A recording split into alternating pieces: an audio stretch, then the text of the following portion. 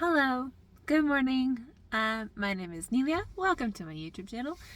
Today is the 21st of October 2022, and I haven't filmed an update in quite a while.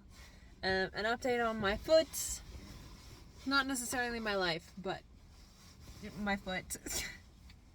I started kind of like a little series to look back on to see how my healing progress goes after my calcaneal osteotomy on the 29th of March this year.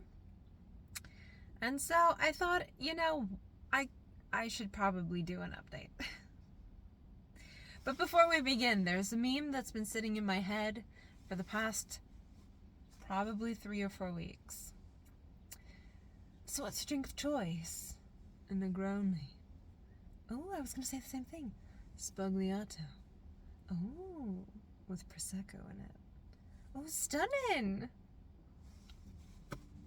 Yeah, that's been in my head for the past 3 weeks. I love it. It's been all over TikTok, and it's been so funny to watch. I just love it. Anyways, let's dive in to an update.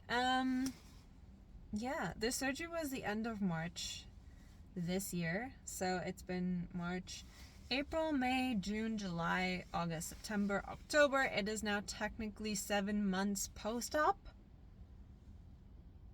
but only about 6 months after I got my cast on, where the real healing began, and the real everything else. So let's walk a bit through how it's going.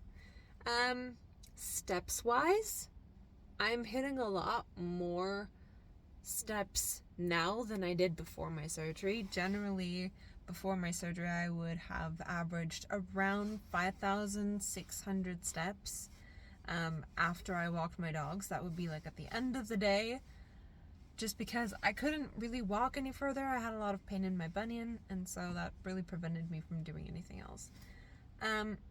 Now I'm averaging between 7,800 and I want to say 8,500 steps. So it's like 2,000 plus steps more than I would have walked before, which is wonderful.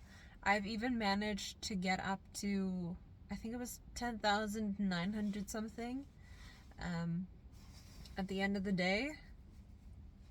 Like multiple days, not in a row, but like, yeah. So that was really, really cool to see. I was really happy and impressed with myself. What did I do? Nothing. Okay. I was really impressed with myself. I'm really proud of the progress that I've made so far. I'm really grateful that everything has turned out so well. It's not to say that I don't experience pain still. I do.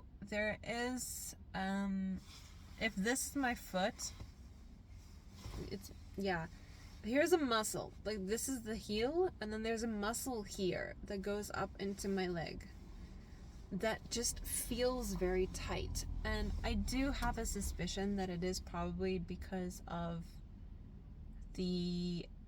I think it's the Evans osteotomy that they did, like, that's on the outside of my foot. There's like a piece of scar there that kind of feels like it's bunched up on the inside.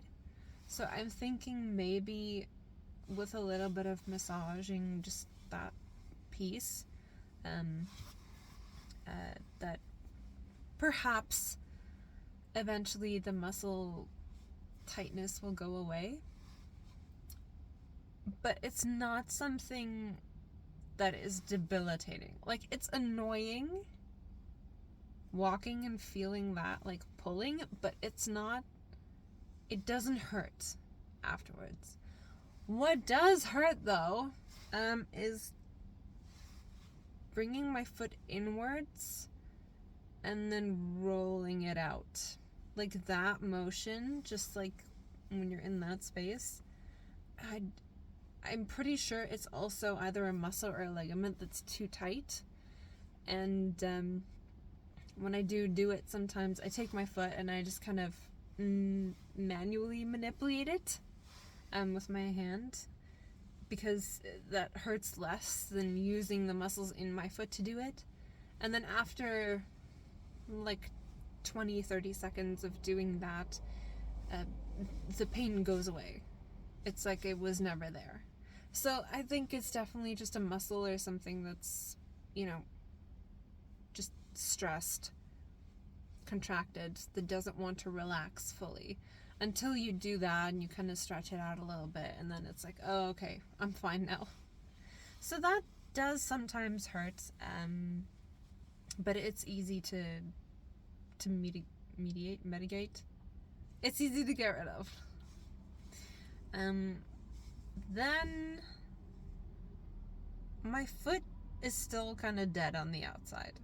Like, it's when I touch here, I still feel like I'm touching someone else's foot, someone else's skin. Still very much dead there. I can't put pressure on it, and I feel the pressure, but it's just not, I don't feel anything.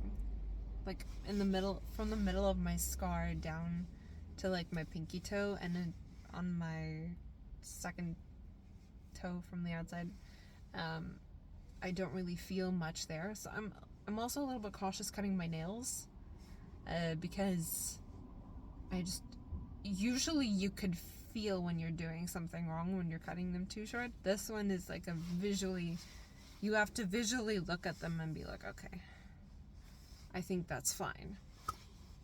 So yeah, it has been 6 months. They do say that generally if a nerve was damaged, that after 6 months you shouldn't expect anything or any major improvements. Might be minor things, but generally 6 months. However, this nerve has been completely severed, I think. And it might take a little longer to regrow, up to 1 to 2 years. So I'm not sure. I'm hoping that it does grow back and that I will eventually feel my foot. But if it doesn't, I'm not too bothered by it at this point. I just don't like sitting cross-legged when I'm barefoot, because I can't feel anything there. So I don't know if I'm putting my foot on something that might hurt. Like, I can feel the pressure, but if there's like any like little rocks or something like that, sitting on something like tiles or cement just kind of feels hard. So I would only sit cross-legged either on a carpet or on my bed or on a pillow. Yeah, that's it. I can't quite walk on my toes yet, because then that does make my ankle hurt. Like just under the bones. They're just above the heel, below the ankle, like that piece right there. There are muscles there that are still very tight, and they do hurt when I try to walk on my toes. I can do it, not for long distances, but I can, if I needed to, but I can't stand up on it. Like on the right foot, I can stand up on my toes, lifting the other leg up. I can do that. I can't do it with my left foot yet. I know I should be practicing it more, but honestly, I just don't want it to hurt. I know a little bit of pain is good, but that just, it feels like a little bit much. So I don't do it very often. Maybe every couple of days I try.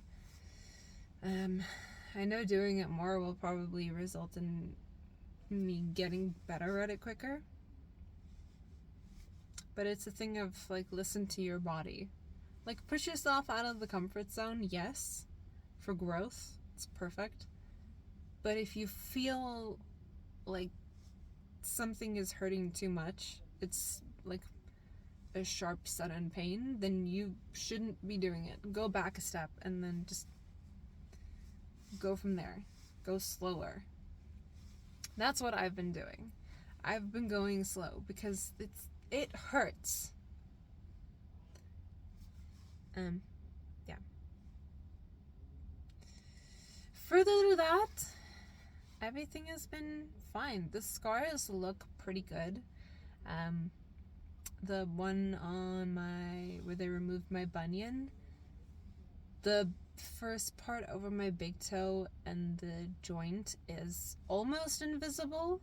It's like a very faint line where the cut was. The one the part after the joint looks a little more obvious. But to be quite honest, it is on the side of my foot, and nobody really sees the side of my foot. Even with sandals, you can't really see where the cuts are if you're just like looking from above. So that's pretty cool. On the side of my foot, the sandals that I wear go around my ankle. So I don't really have that. Nobody can really see that because the strap that go around my ankle kind of half covers that scar here at the back. And then you can't see the scars at all on my heel where the 2 screws go in. You can feel the little bumps, but you can't see anything. So yeah, that's pretty good, actually. Of course, with time, it'll just fade even more, because that's what it does. But I'm very happy with how it turned out. Now, would I do the surgery again? Would I recommend it to anybody struggling with either an extremely flat arch that had turned into a lot of other foot problems? Probably.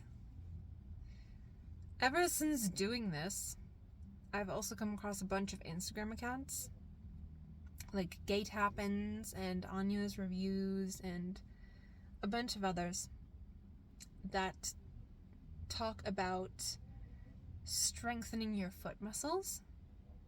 And it can take years, but you can reverse a lot of the damage that's been done if you catch it early enough. And you can also build your arches via just strength training your foot. So I would definitely suggest looking at those first and trying those, being consistent with the exercises and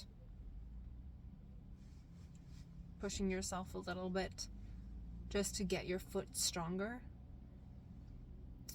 And if you don't feel a difference, I'm going to say after like 6 months or a year, because it's going to take a while, then I would probably go get a doctor's opinion. Like if you should do this or not. I didn't know about all of these strength training things before. I don't know if it would have helped. I would like to think it probably would have. I don't regret getting the surgery. The recovery has been brutal at some points. It's been hard. And there are days where I'm completely pain-free and I'm like, wow, this is a day to remember. I'm gonna mark this day. And there are other days where I'm like, I don't want to go walk my dogs. My foot hurts too much. So, I have mixed feelings about it. In the end, if I see the results that I've gotten so far, there are definitely more good days than bad days, which wasn't the case before. Before, it was more bad days than good days. So we've broken even there. We've gotten to a part where it's now more good days than bad days, which is amazing. But I've still not fully recovered. And I'm not going to be recovered for quite some time still. Because there is still a lot of repairing to be done, and my body is slowly but surely getting to it. But if you are looking to do this I definitely would look into training your foot first, strengthening the muscles in your foot to try to get them to do all of the work. And if that doesn't work, search an opinion of a doctor. Go to your GP and one of the doctors that know you best, and ask them for a referral to an orthopedic surgeon they trust, that they've heard good things about, and then go from there. I was very lucky to not have been pressured into this. It was a decision that I've made for myself, and I'm very happy for that. The surgeon gave me enough time to think about it. He didn't force me to do anything, and he set himself available if I had any questions about anything that he would need to do or what he was planning to do.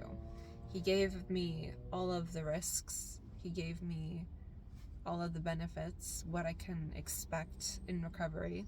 He was very transparent, and I love that. He explained everything. I, of course, also went to do my own research to make sure that everything was fine. And then before surgery, he also double-checked with me. It's like, okay, you know what we're doing. We're going to do this, we're going to do this, and we're going to do this. You're okay with that? I'm like, yeah, I'm okay with that. So if you do decide to get a surgeon and go through with a Evans Calcaneal Osteotomy or just calcaneal, definitely get you a surgeon who won't mind taking the time to explain things to you if you don't understand. Get a surgeon who's going to be transparent with you about the risks and the benefits, the fact that it's going to hurt. Recovery is not going to be easy. And also make sure you have a good physio, because that's also important. They can also help you with a lot of the strength training for your foot. They'll give you a bunch of exercises that you can do. So that's definitely something that you can look at. Also, perhaps a biokineticist or a kinesthesiologist. I think that's what they're called. They're also pretty good, and they can also help you prehab and rehab. Yeah, that's it. That's all I have to say for now. Thank you so much for watching. I hope this helped somebody in some way. And I hope you have a great day. This is being filmed on a Friday. Hopefully I'm going to be able to upload it tonight. And then this will actually make sense. So I hope you have a great weekend if you're watching this now. If you're watching this at another time, I hope you have a great night or a great day or a great afternoon. Whenever you're watching this, wherever you're watching this. Also, did you see my hair grew? I've got long hair now. Alright. I will see you when I see you. Bye!